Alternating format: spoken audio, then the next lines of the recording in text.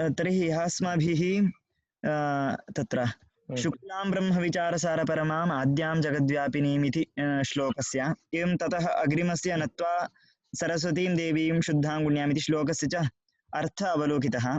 तत्र अस्मिन् शुक्लां ब्रह्मविचारसारपरमाम् इति अस्मिन् श्लोके वन्दे इति वर्तते। अन्तिमपङ्क्तौ वन्दे इति वर्तते।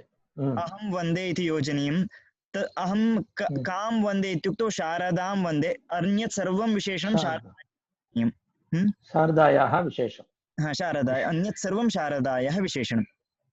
अग्रिमं किञ्चित् स्मारयन्नस्मि हस्तं। नत्वा सरस्वतीं देवीम् इति वर्तते। अत्र करोम्यहम् प्रथमपङ्क्तौ अहम् इत्येतदानीय प्रथमतया स्थापयामः। अहं नत्वा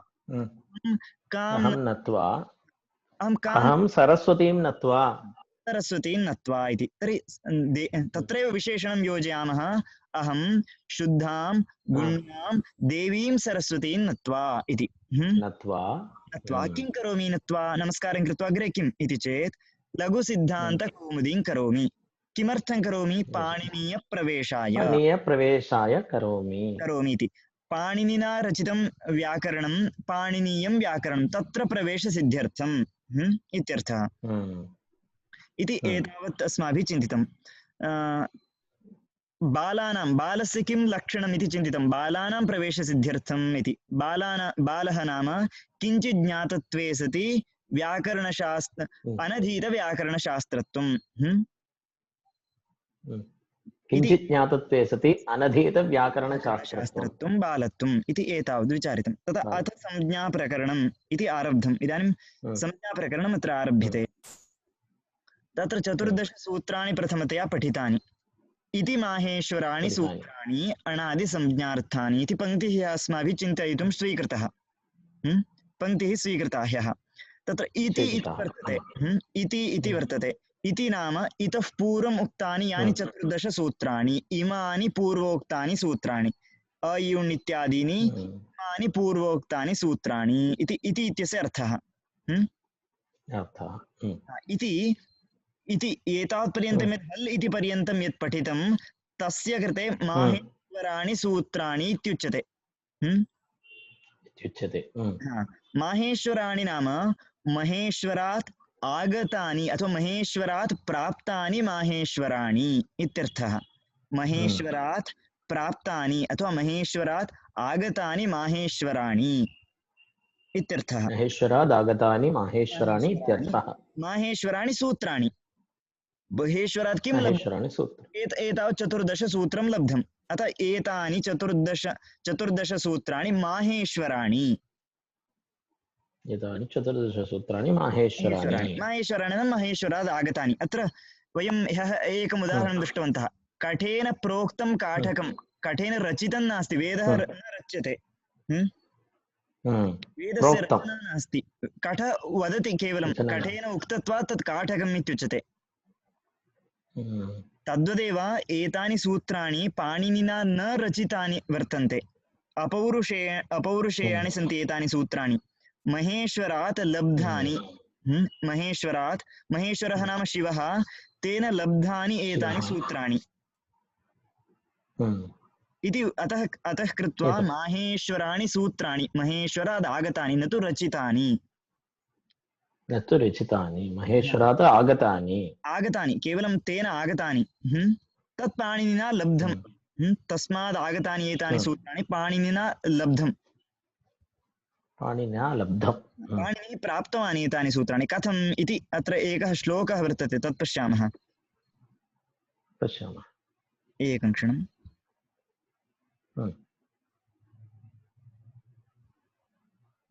अत्र पश्यन्तु। अत्र वर्तते नृत्तावसाने नटराजराजो इति। इदं श्रुतमस्ति वा पूर्वं? श्रुतवान्, परन्तु सम्यक् न जानामि। एवं वदाम्यहं।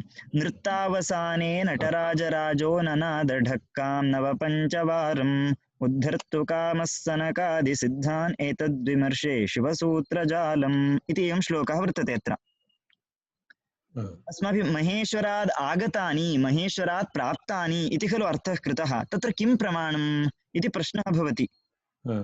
तत्र अयं श्लोकः नन्दिकेश्वर कृत काशिकायाम् उद्धृतानि सन्ति अयं श्लोकः उद्धृतो वर्तते तत्र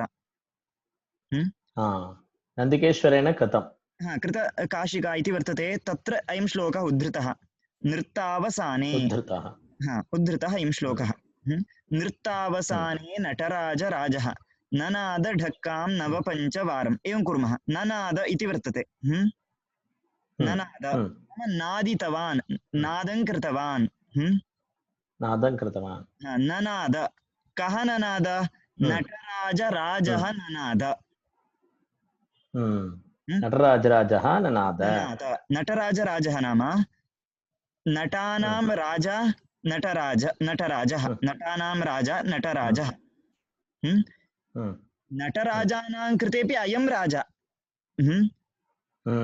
नटराजानां कृतेपि अयं राजा नटराजराजः तेषां श्रेष्ठः एषः तेषां मध्ये अयं श्रेष्ठः वर्तते नटानां मध्ये ये राजानः तेषां कृतेपि अयं श्रेष्ठः तेषां मध्येपि अयं श्रेष्ठः स शिवः स एव परमेश्वरः सः परमेश्वरः स नटराजराजः नाम शिवः परमेश्वरः सः नादं कृतवान् इति वर्तते तर्हि कस्य किं नादितवान् इति प्रश्नः भवति खलु किं नादितवान् सः इत्युक्तौ ढक्कां ननाद कदा ननाद ढक्का नाम डमरु इति वदामः खलु भाषायां डमरु तद् ढक्का इत्युक्तौ सः पदार्थः नटराजराजः ढक्कां नादितवान् कदा इत्युक्तौ नृत्तावसाने सः यदा नृत्यं कृत्वा नृत्यस्य परिसमाप्तिवेलायां नृत्यम् इदानीं परिसमाप्यते तत्काले नृत्यस्य अवसानं नृत्तावसानं नटराजराजः परमेश्वरः स्वनृत्यस्य अन्ते परिसमाप्तिकाले ढक्कां नादितवान् कियद्वारं नादितवान् सः शिवः इत्युक्तौ नवपञ्चवारं नव नाम तत्र ज्ञायते खलु नव पञ्च ज्ञायते नव इत्युक्ते 9 पञ्च इत्युक्तौ अपि ज्ञायते अनयोर्योजनेन कियत् संख्या लभ्यते नव पञ्च योजयामश्चेत् 14 वारं वा सम्यक् अस्ति तर्हि इदानीं नटराजराजः स्वनृत्यस्य परिसमाप्तिकाले नवपञ्चवारं ढक्कां नादितवान् नाम 14 वारं ढक्कायाः नादं कृतवान् एतेन किं जातम् इत्युक्तौ तत्र एकस्मिन् पार्श्वे सनकादयः 4 ऋषयः तपसि उपविष्टाः तपः कर्तुं शिवमुद्दिश्य अपरस्मिन् पार्श्वे पाणिनिः अपि शिवमुद्दिश्य तपः कर्तुम् उपविष्टवान् अस्ति तर्हि अयं परशिवः एतेषाम् उद्धारं कर्तुम् इच्छन् उद्धर्तुकामः अयं नटराजराजः उद्धर्तुकामः कयोरुद्धर्तुकामः इत्युक्तौ सनकादि ऋषीन् एवं पाणिनिञ्च ऋषिम् उद्धर्तुकामः नाम उद्धारं कर्तुम् इच्छन् एतेषाम् उद्धारं कर्तुम्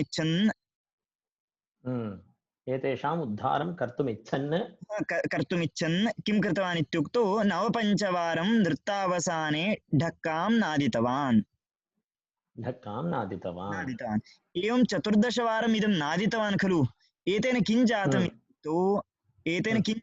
इत्युक्तौ सनत्कुमारादयः ऋषयः तत्र मोक्षं प्राप्तवन्तः वेदान्तोपदेशं सम्प्राप्य शिवस्य ढक्कानादं नवपञ्चवारं श्रुत्वा तेषां कृते वेदान्तोपदेशः जातः ते मोक्षमार्गे गताः मोक्षं प्राप्तवन्तः सनकादयः तु व्याकरणं कर्तुम् उपविष्टवान् इति कृत्वा एवं 14 वारं यद् नादितवान् खलु तदेव तस्य कृते लुक् एवं रूपेण श्रुतम्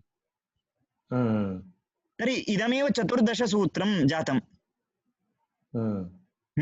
इदमेव श्रुत्वा पाणिनि समग्रं 14 सूत्राणाम् उपरि 4,000 सूत्राणि रचितवान् 4000 सूत्राणि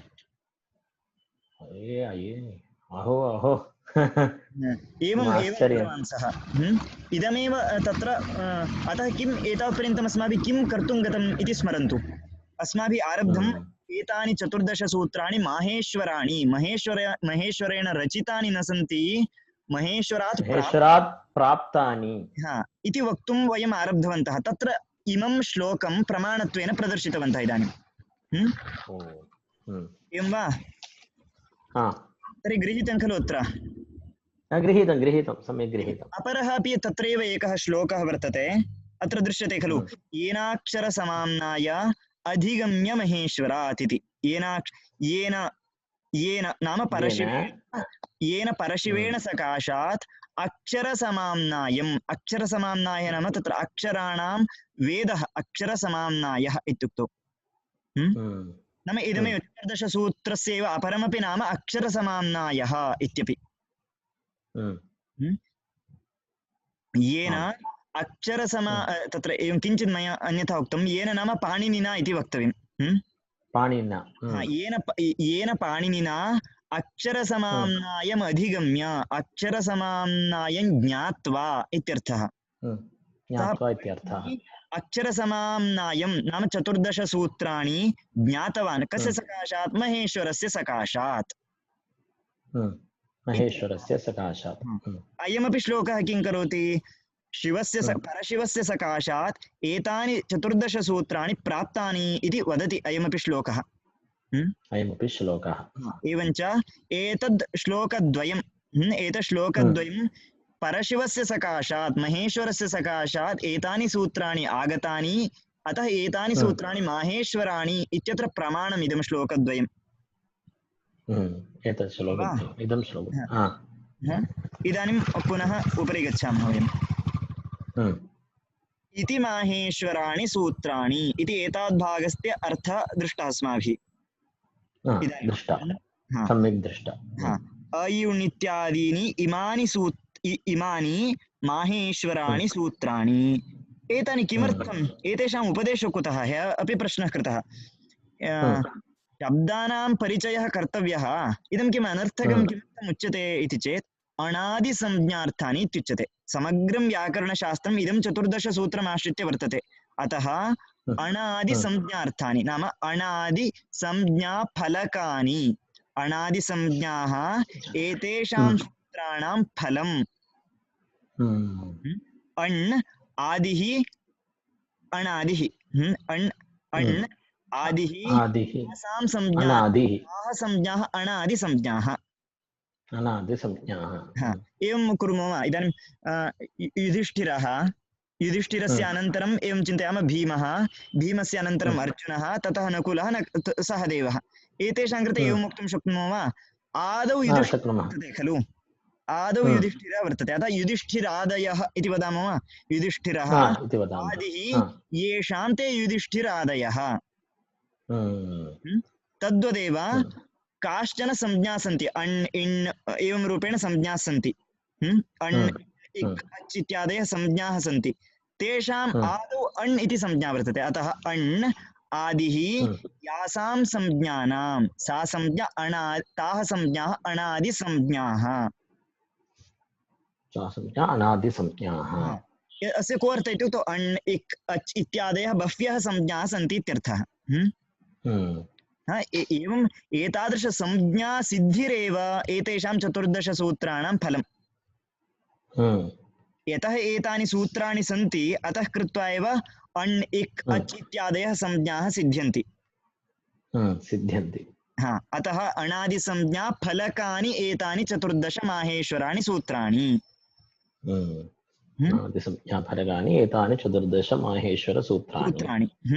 तर्हि कथम् एतैः सूत्रैः अणादिसंज्ञाः लभ्यन्ते?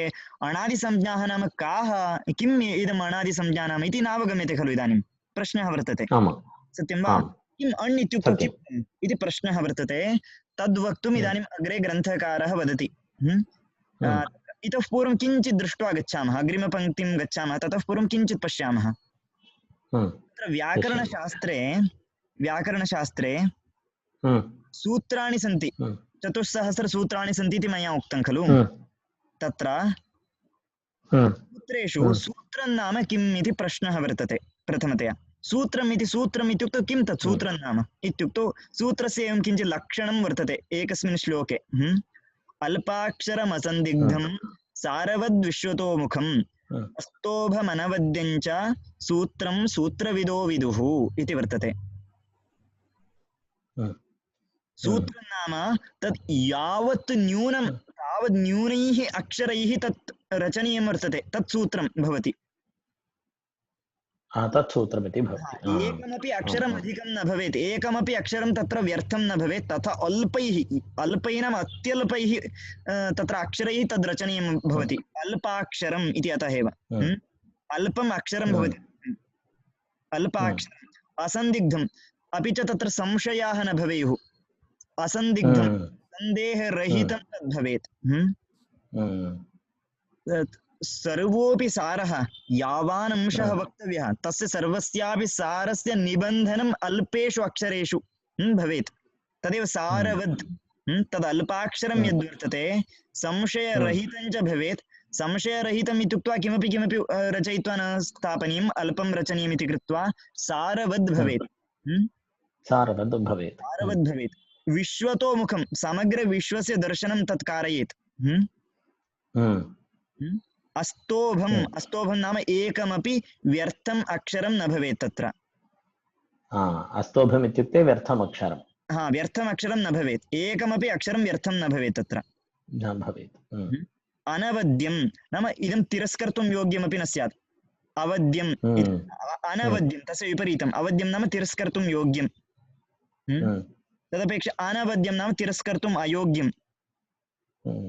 तथा अस्ति चेत् सूत्रमिति नाम अल्पाक्षरत्वं भवेत्, असन्दिग्धत्वं तस्मिन् भवेत्, सारवत्वं भवेत्, तोमुखत्वं भवेत्, स्तोभत्वम्, अनवद्यत्वम्, एतावद् वर्तते चेत् तत् सूत्रम् इति उच्यते।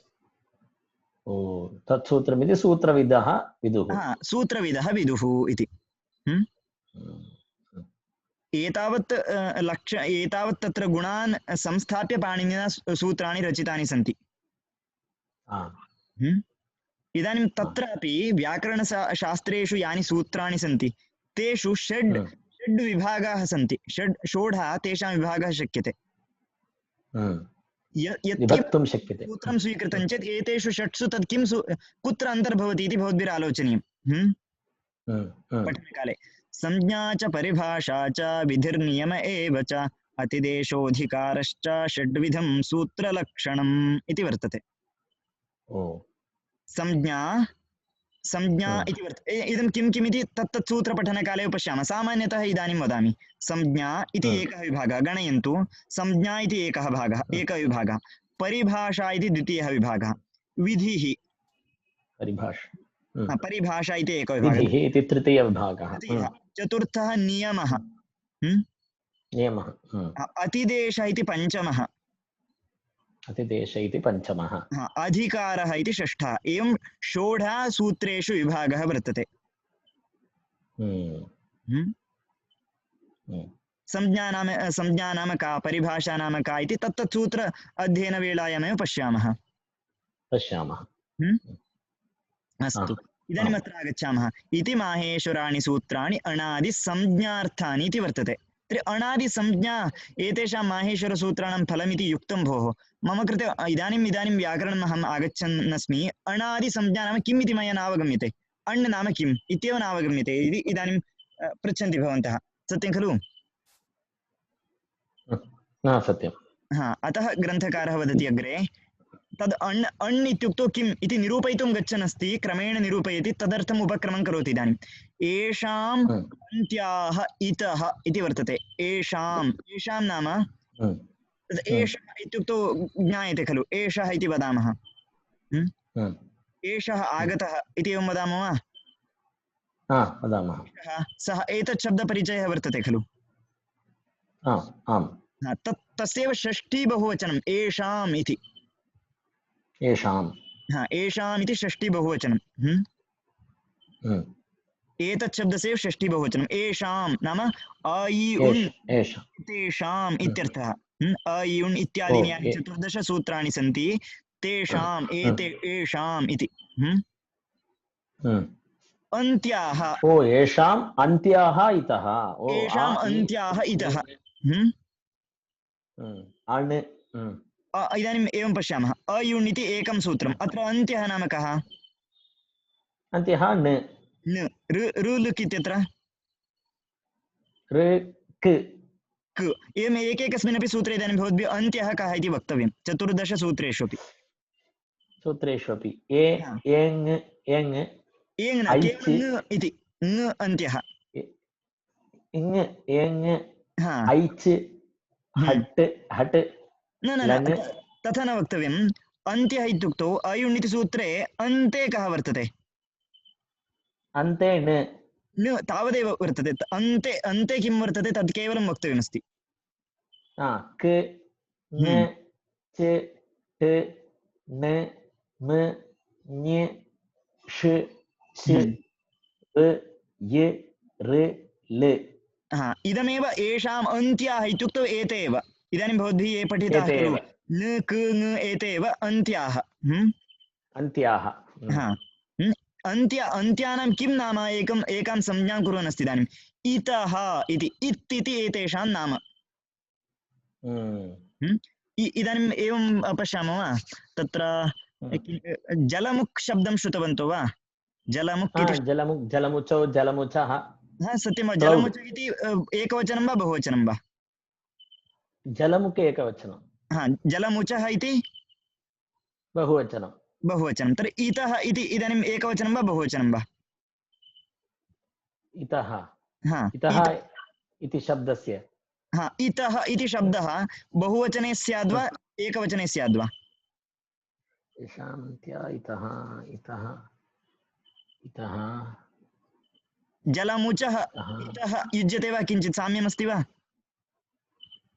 साम्यमस्ति तर्हि किं स्यात् एकवचनं इतौ इतः वा हा इतौ इतः इत् इति तकारान्तशब्दः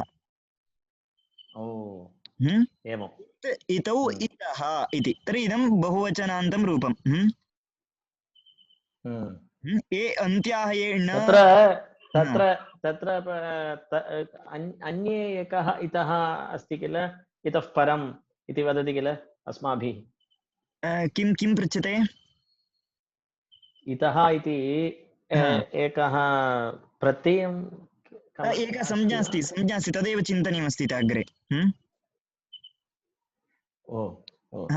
इति एका संज्ञा वर्तते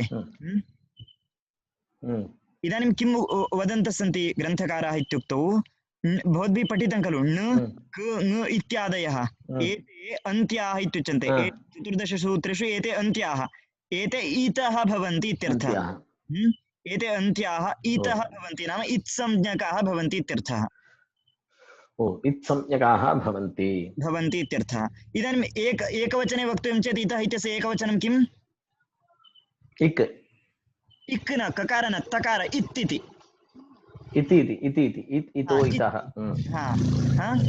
इदानीं पश्यन्तु नकारः इत् संज्ञकः नकारः इत् नकारः इत् एवं रुलुक् इत्यत्र इत् कः वर्तते रुलुक् इत्यत्र इत् कः द्वितीयसूत्रे इत् क तृतीयसूत्रे एवम् इत् इदानीं भवद्भिः एवं वक्तव्यं सर्वेषु सूत्रेषु उदाहरणं वदामि अयुण् इत्यत्र नकारः इत् रुलुक् इत्यत्र ककारः इत् एवम् उक्त्वा गन्तव्यम् एकैकस्मिन् सूत्रे इतः एवंतः वदन्तु ङकारः ङकारः इत् इति वक्तव्यम् इति वक्तव्यम् इत् इति वक्तव्यम् ङकारः इत् सः खलु ङकार इत् संज्ञकः ङकार इत् चकार इत् टकार इत् नकार इत् मकार इत् मकारः इत् मकारः इत् ञकार इत् षकार इत् शकार इत् वकार इत् यकार इत् रकार रेफ इत् रकार इत् सम्यक् रेफः इत् रेफः इत् लकार इत् हा एते तर्हि इत् इति एतेषां नाम हा इदानीं ये अन्ते ये सन्ति तेषां कृते इत् इति नाम इति नाम हा एतेषां सर्वेषाम् इत् इति संज्ञा अतः एते इत् संज्ञकाः सन्ति इदानीं सम्यकाः हा सन्ति चतुर्दशसूत्रेषु चतुर्दशसूत्रेषु ये अन्त्यवर्णाः नाम णकारादयः ते इत् संज्ञकाः ते इतः इति एतावदुक्तम् इदानीम् अग्रे गच्छामः एवं तत्र अस्तु इदानीं पूर्वं पुनः एकवारं गत्वा गच्छामः एतेषाम् इत्संज्ञा तु जाता इदानीं हयवरट् इत्यादिकं वर्तते खलु हयवरट् इत्यादिकं अत्र हकारोत्तरम् एकः अकारः वर्तते सत्यं वा ह ह इति भवति खलु हयवरट् इति अत्र अकारः किमर्थं पठितः इत्युक्तौ उच्चारणसौलभ्यार्थमेव सौलभ्यार्थमेव कथं वक्तव्यं स्यात् हीविरिड् एवं क्लिष्टं भवति खलु पठनार्थं क्लिष्टं भवति यदि अत्र मध्ये अकार एव न पठ्यते कुत्रापि पश्यन्तु सर्वत्र अकारः वर्तते हयवरट् इत्यत्रापि हकारोत्तरम् अकारः वर्तते यकारोत्तरमपि अकारः वर्तते वकारोत्तरमपि अकारः वर्तते झकारोत्तरमपि अकारः सर्वत्र पश्यन्तु अकारः वर्तते इदं किमर्थं पठितं भोः इति चेत् अस्माभिः किं वक्तव्यम् उच्चारणसौकर्याय हा उच्चारणसौकर्याय अन्यथा किं स्यात् हय्वरट् एवं किमपि क्लेशेन उच्चारयितुमेव न शक्यते तथा क्लेशः भवति इदं सर्वं किमर्थम् आलोचयन्तः स्मः इत्युक्तौ पूर्वम् अस्माभिः पठितं खलु सूत्रलक्षणम् एकमपि अत्र इदमपि सूत्रमेव माहेश्वरसूत्रं खलु एकमपि अक्षरमत्र निरर्थकं नास्ति इति वक्तुं हकारोत्तरम् अकारः पठितः तस्य किं प्रयोजनम् इति कश्चित् पृच्छेत् व्यर्थं नास्ति उच्चारणसौकर्याय पठितमस्ति अकारः सत्यं वा तर्हि इदानीम् अहं पृच्छामि लण् इत्यत्र अकारः किमर्थं पठितः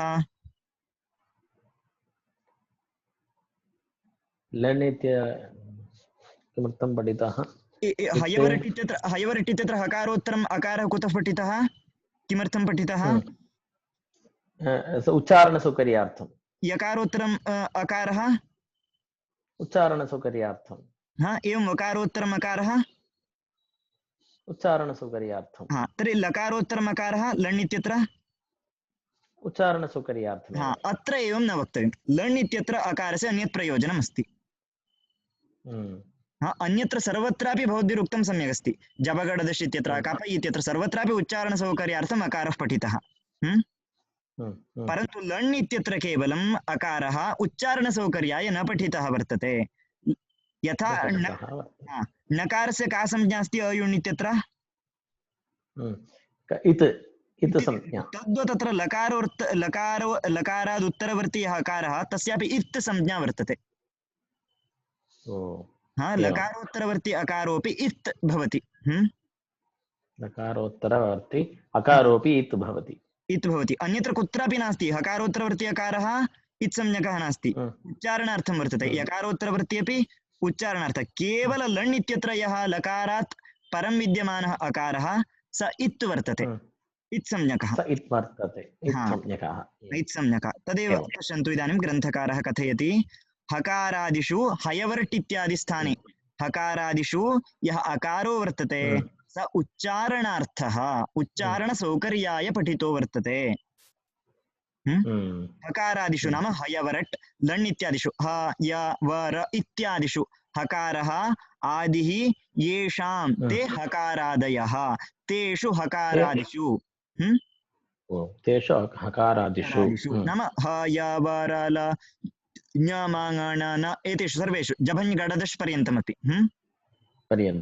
ते हकारादयः तेषु हकारादिषु यः अकारः पठितः वर्तते स उच्चारणार्थः नाम उच्चारणसौकर्याय परन्तु लण् मध्ये लण् इति सूत्रे यः लण् मध्ये तु यः वर्तते अकारः सः तु इत् संज्ञकः लण् मध्ये तु इति वर्तते लण् मध्ये तु इत् संज्ञक त्वित् संज्ञक इति सन्धिं कृत्वा लिखितवन्तः लण् मध्ये तु इत् संज्ञकः इति एतावदस्माभिः दृष्टम् अद्य तु तर्हि इदानीं प्रश्नः अस्ति अस्तु इत्संज्ञा भवति इति भवद्भिरुक्तम् अकारादिषु तत्र हयवर्टि इत्यादौ सर्वत्रापि इदानीं णकारः इत्संज्ञकः, ककार इत्संज्ञकः, ङकार इत्संज्ञकः, एवं लकारोत्तरवर्ति अकार इत्संज्ञकः, एवं इत्संज्ञा भवद्भिरुक्ता खलु एतेषां। तत् कथम् अवगतं? तत् कथम् अवगतम् एतेषां संज्ञा अस्ति इति? सत्यं खलु? तद् वक्तव्यमस्ति, प्रमाणं वक्तव्यं। सत्यं।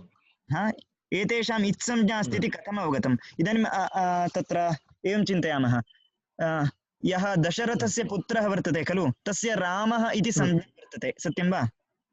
सत्यं। कथम् अवगतं रामः इति संज्ञा इति? वयं किं वदामः, एवं पृष्टे सति किं वदामः, तत्र दशमे दिने अथवा एकादशे अहनि पिता दशरथः सर्वान् पुरोहितान् एवं तत्र राज्यजनान् च आहूय अस्य राम इति संज्ञां कृतवान् पिता।